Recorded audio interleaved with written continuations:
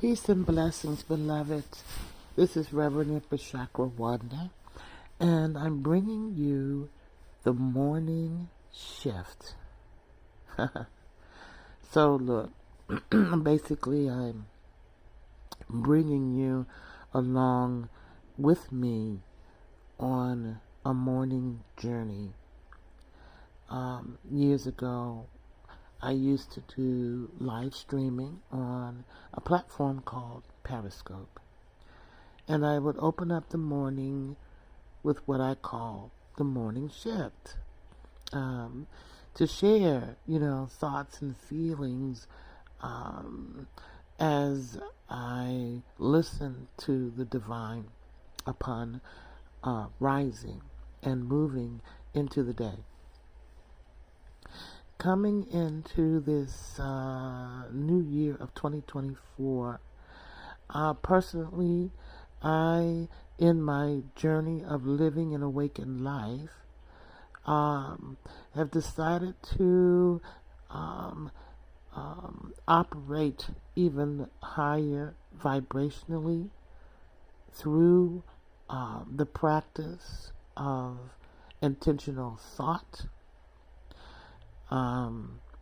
using the tools of guided meditation, as I love to write and I love to use my voice.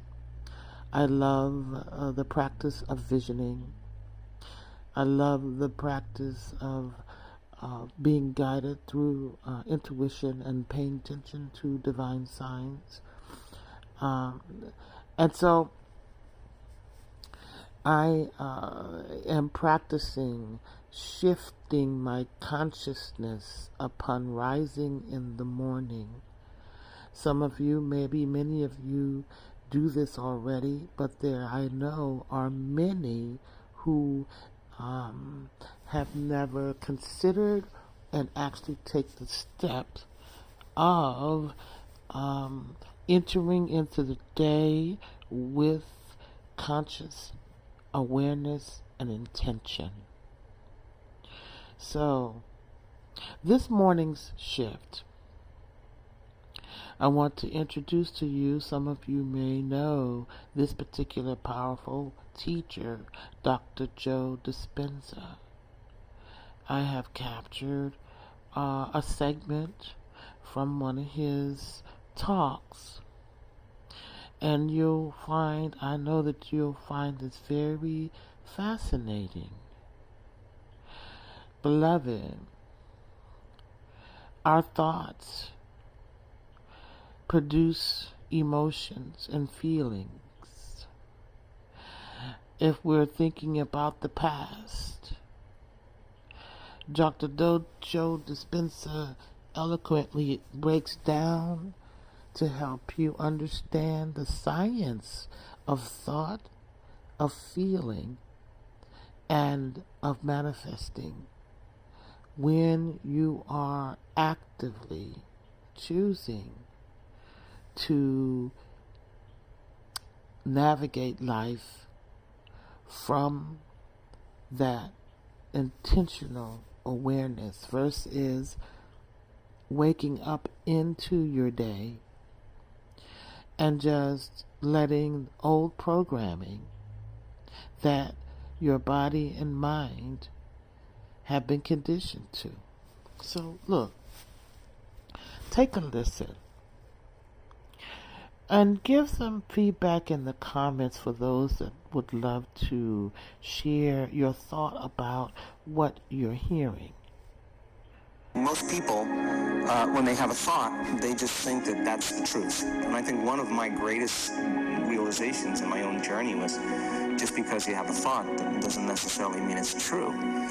So if you think 60 to 70,000 thoughts in one day, and we do, and 90% of those thoughts are the same thoughts as the day before, and you believe that your thoughts have something to do with your destiny, your life's not going to change very much, because the same thought leads to the same choice leads to the same behavior creates the same experience, and the same experience produces the same emotion. And so then the act of becoming conscious of this process, to begin to become more aware of how you think, how you act, and how you feel, it's called metacognition. And so then Why is that important? Because the more conscious you become of those unconscious states of mind and body, the less likely you're going to go unconscious during the day. And that thought is not going to slip by your awareness unchecked, because it means to know thyself. The word meditation means to become familiar with.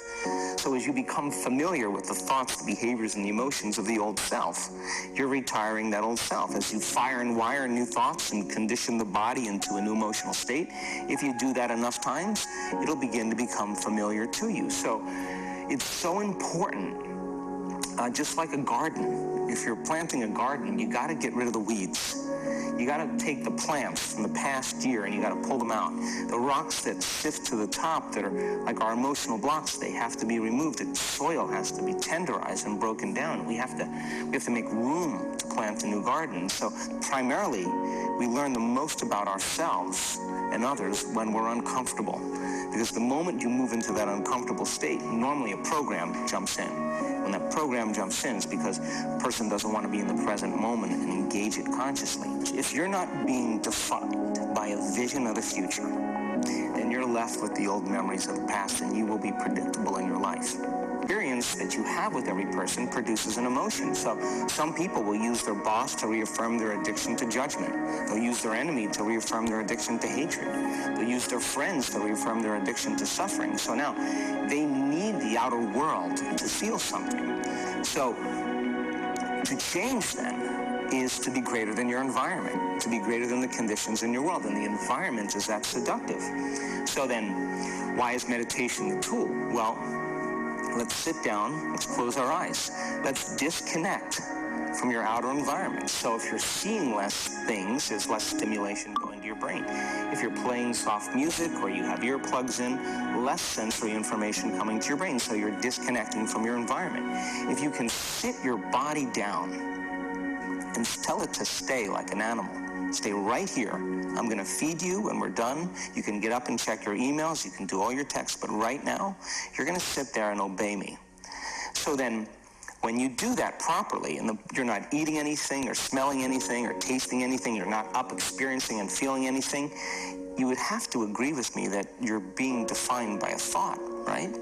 So when the body wants to go back to its emotional past, and you become aware that your attention is on that emotion, and where you place your attention is where you place your energy, you're siphoning your energy out of the present moment into the past, and you become aware of that.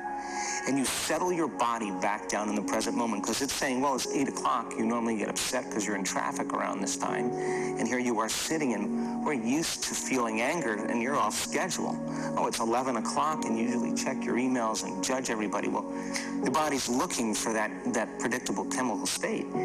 Every time you become aware that you're doing that, and your body is craving those emotions, and you settle it back down into the present moment, you're telling the body, it's no longer the mind, that you're the mind, and now your will is getting greater than the program. And if you keep doing this over and over again, over and over again, over and over again, just like training a stallion or a dog, it's just going to say, I'm going to sit. And the moment that happens, and the body's no longer the mind, when it finally surrenders, there's a liberation of energy.